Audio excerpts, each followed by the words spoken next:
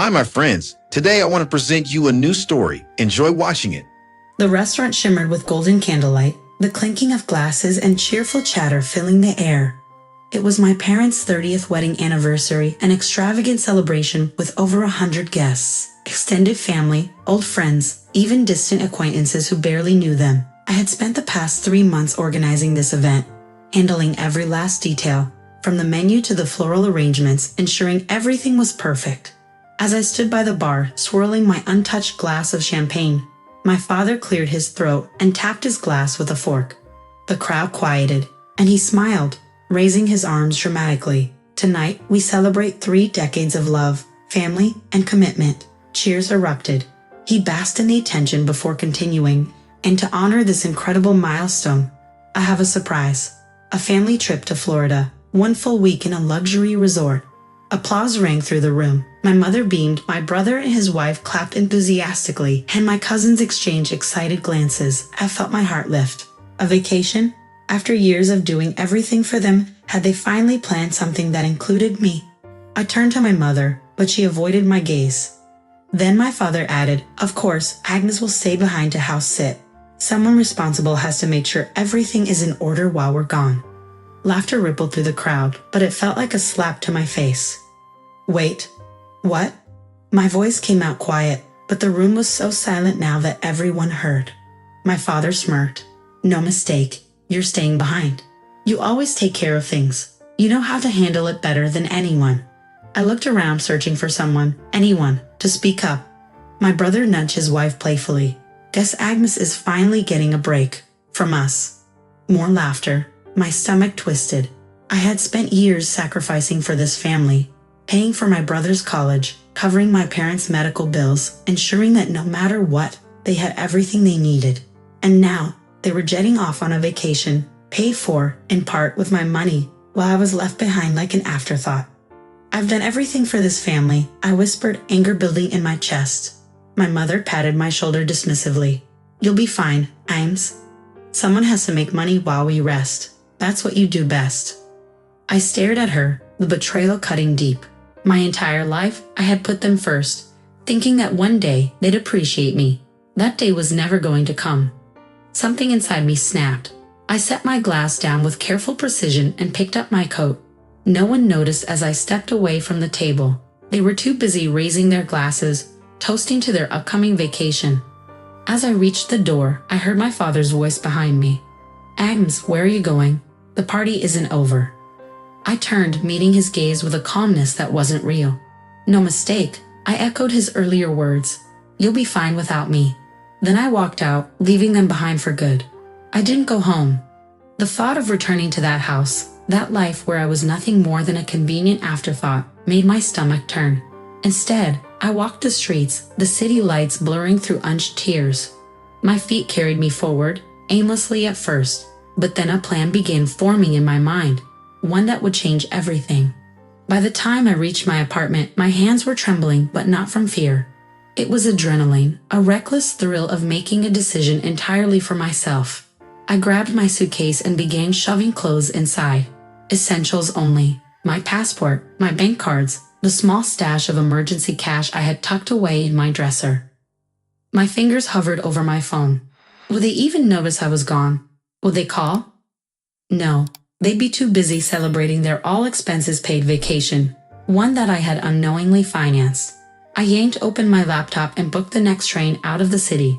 Destination: a place I had never been, a coastal town far enough away that I could disappear for a while. My pulse hammered in my ears as I finalized the purchase. No turning back now. At the train station, dawn painted the sky in soft shades of gold and pink. A handful of early travelers shuffled around me, but I felt entirely alone. For the first time in years, the weight of obligation was lifting, and in its place, uncertainty settled. "Ticket?" The conductor's voice pulled me from my thoughts. I handed it over, my grip tightening on my suitcase. "First time leaving the city?" he asked, eyeing me curiously. I nodded. "Yeah, first time in a long time." He gave me a knowing look before punching my ticket. Sometimes a fresh start is the best thing you can give yourself. I exhaled, stepping onto the train. The moment the doors shut behind me, I realized something. This was the first decision I had made entirely for myself. No one else's expectations, no one else's demands, just me. The train lurched forward, and as the city faded into the distance, so did the life I was leaving behind. The loft above the small photography studio was modest, barely big enough for a bed, a desk, and a rickety wardrobe. But to me, it was a palace. For the first time in my life, I owned my space, and the quiet was mine to fill. My job at Charlene's design agency started the next morning, and she was as eccentric as she was brilliant. "I don't hire assistants," she had said during the interview, tossing a stack of blueprints onto the desk. "I hire people who make my life easier. Think you can do that?" I could. Days blurred into a rhythm of sketches, redesigns, and late-night coffees. Then, one evening, while scrolling social media, I found their post, a photo of my family toasting to their well-deserved vacation in a luxury villa. My stomach churned. They had used my money, laughed at my exclusion, and now basked in paradise. Something inside me clicked. I called the resort, voice smooth, calm. "Hello, this is Agnes Harlow from the corporate booking team. There's been a system error with the reservation for the Harlow party. We need to reassign their accommodation." "Of course, Ms. Harlow." "What's the adjustment?" the receptionist asked politely. "A standard economy room, no view, no upgrades, non-refundable." As I hung up, a slow, satisfied smile spread across my face. It wasn't much, but for once, I wasn't the one left behind. The call came early. My father's number flashed on my screen, his name still saved out of habit. I let it ring, then again, and again. By the fourth time, curiosity got the better of me. I answered with feigned indifference. "Hello? Agnes." His voice was sharp, barely contained rage. "Why did you cancel our villa?" I smirked. "Oh, hi, Dad. Long time no talk." "Something wrong?" "I have no idea what you're talking about." "Don't play games with me," he barked. "You damn well know what's wrong," he snapped. "Our villa was canceled. They stuffed us in a room barely fit for a dog." "Fix it." I feigned concern. "Wow, that sounds rough. But why are you calling me? I'm not part of the family, remember?"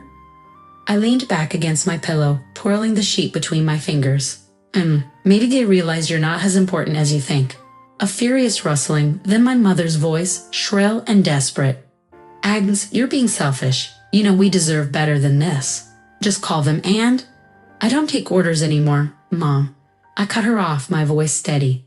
"Enjoy your vacation." I hung up. The phone buzzed again. Then again. I silenced it. The weight in my chest, gone. For once, they were the ones left stranded. Weeks passed, and my phone remained silent. My family had given up, their desperate calls dwindling into nothingness. I should have felt victorious, but an emptiness lingered. I wasn't sad, I was simply done with them. Meanwhile, my life flourished. Under Charlene's mentorship, I designed layouts that caught the eye of high-end clients. One evening, after a long day at work, Charlene handed me a business card. "The mayor's wife saw your designs at the gala. She wants you to remodel their estate." I exhaled sharply. "You're joking." Charlene grinned. "No joke, Agnes. You're on the map now."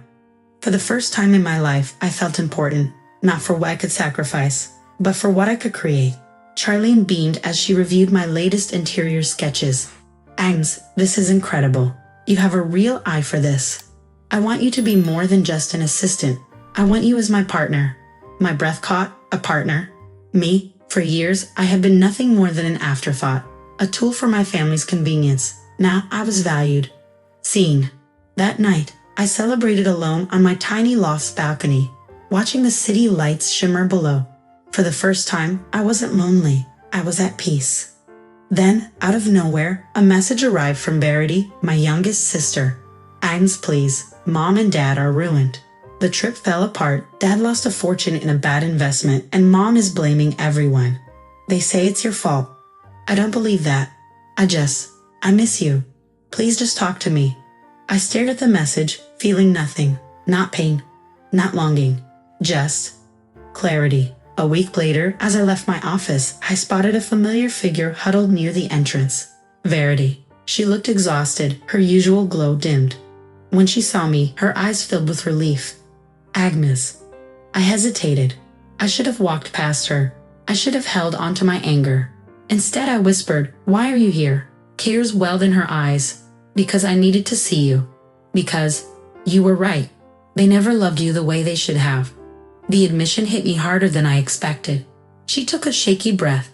"I know I don't deserve anything from you, but I had to say it. I had to say I'm sorry." For a long moment, I said nothing. Then I turned, unlocked the door to my apartment, and motioned her inside. I wasn't ready to forgive. Not yet, maybe not ever. But for the first time, I saw a different path. And as I shut the door behind us, I whispered a silent promise to myself. I was free, and they would never rise from the ruin they created. My revenge was complete. Friends, what do you think of this story? Write your opinion in the comments. Would you like more stories?